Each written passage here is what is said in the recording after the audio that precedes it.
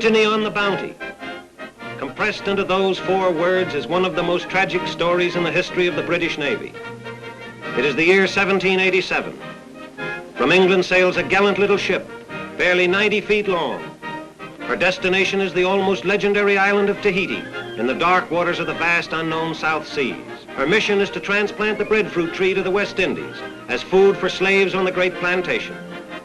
Her commander, Lieutenant William Bligh, was a stern and righteous man.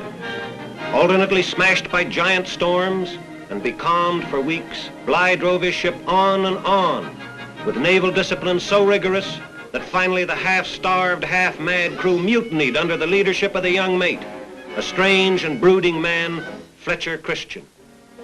Casting Bligh adrift in a small boat with 18 of his loyal men, the Bounty returned to Tahiti, where the mutineers succumbed to the blandishments of the beautiful island. Many of them married native women, including Fletcher Christian himself, but now his cooler judgment was in command of his emotion. He was guilty of mutiny and piracy on the high seas.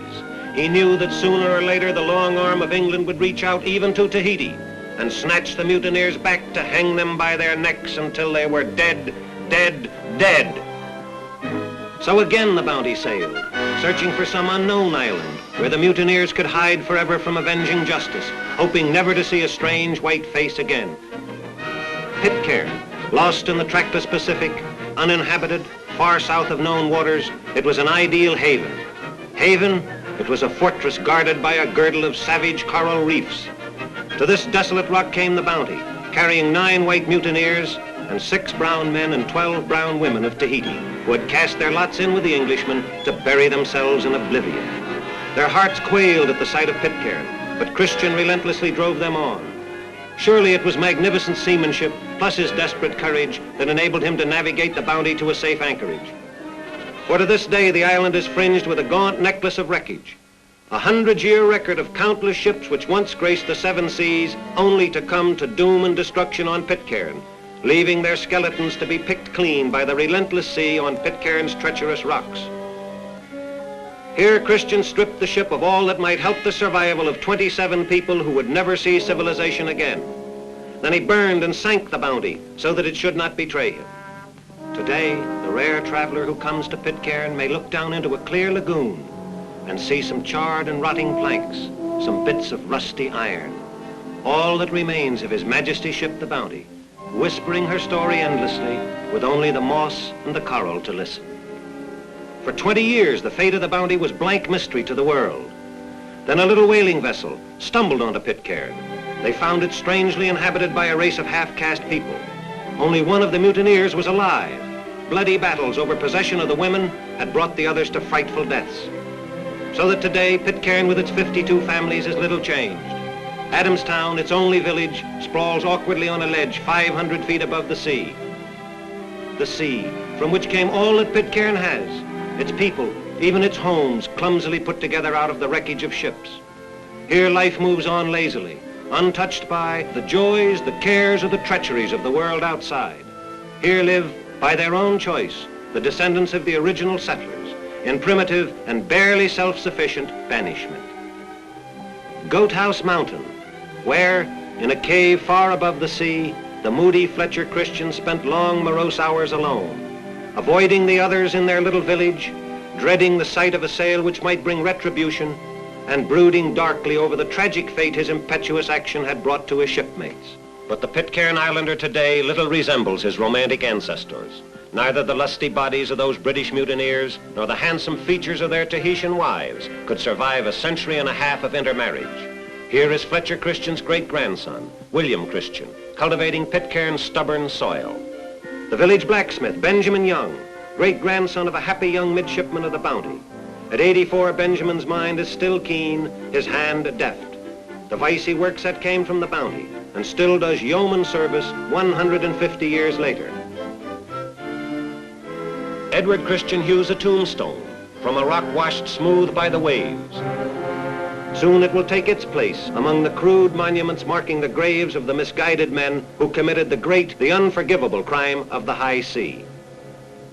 Andy Warren, grandson of a whaler who came to Pitcairn 60 years ago and decided to stay.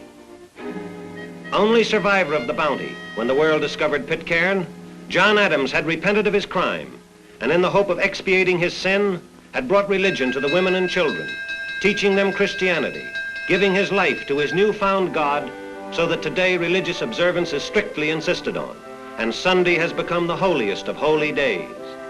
On this day, 3 church services are held. Still devout followers of the Church of England, the islanders pooled all their efforts to erect this church as a temple of their faith. No great and shining cathedral in all the world is holier than this little house, for into its construction went not only tender care, but cruel labor. Every timber in the church of Pitcairn was cut on another island 200 miles away. Pastor Christian, beloved shepherd of the flock, is also the Beau Brummel of Pitcairn. Roy Clark, Dora Warren, Aunt Annie McCoy. A William McCoy was an able-bodied seaman on the Bounty. Sunday afternoon, and lovers go strolling as lovers will do. And if the young man hasn't a penny in his pocket, it doesn't matter. There's nothing on Pitcairn he can buy for his sweetheart. School is out, but to the lucky children of Pitcairn, school is almost always out. 2 hours a day before breakfast for classes and the rest of the time for play. But there are no toy shops, and if a girl wants a doll to play with, she has to make it for herself. Lucky children? No, perhaps not so lucky after all. Exercise is compulsory. For weakened by generations of inbreeding, these lads can maintain their health and mental capabilities only by making every form of exercise a daily ritual. But no one has to coax the boys to indulge their favorite exercise, swimming.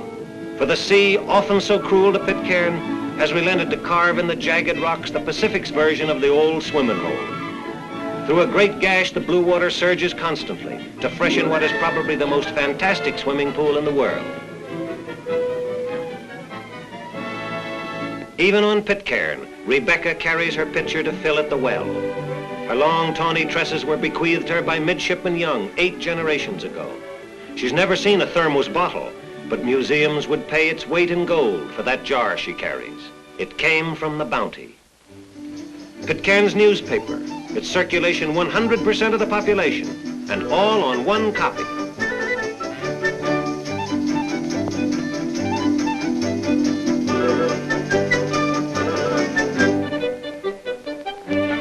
The shy bridegroom wears his best church-going uniform, and the bridal gown, for once, is not an imported creation. But the society editor of Pitcairn could truthfully write that the wedding was attended by everyone of importance, and that the bridal party following the happy couple was a picture more brilliant than has ever been witnessed in our fair city.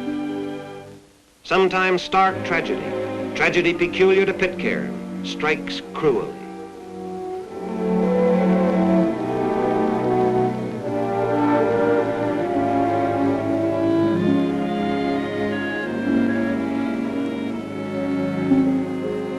Wireless, yes, such wireless as it is, limited in range and dubious of efficiency, it may, and then again it may not, reach out through the night as far as a passing ship. If a steamer hears, it may bring a hope of life to the stricken baby and its heart-sick mother. The primitive beacon light is probably much more likely to be effectual. All night the ready volunteers tended frantically, watching, waiting, hoping. And then comes morning with its blessed answer to their prayers. A ship. It has seen, it has come to help. And from that God-sent ship, a boat, a doctor, a baby's life saved. And babies are important even in the lost frontier of the South Pacific. Pitcairn Island, strange, unreal whimsy of fate, spawned by the violence and hatred of the mutineers on His Majesty's ship, the Bounty, 150 years ago.